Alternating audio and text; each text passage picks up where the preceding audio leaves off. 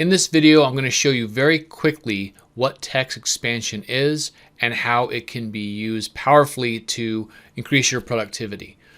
When I quote a project for a client, or I am following up with a client to make sure they are still interested, if they have not gotten back to me, I send something called the closed loop email. It's a very simple email that just asks if they're still interested, and it's used to just close that loop.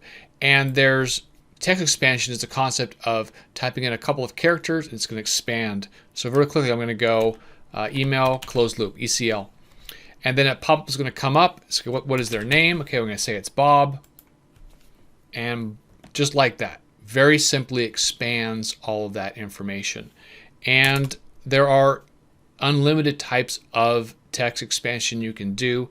Now, I've set up about a dozen of these so far. So for example, if I want somebody to subscribe to my YouTube channel, I'll give them the link. I'll go YSL, YouTube subscribe link, and it just expands that up. If I want to give them my website, I'll go .thrive website.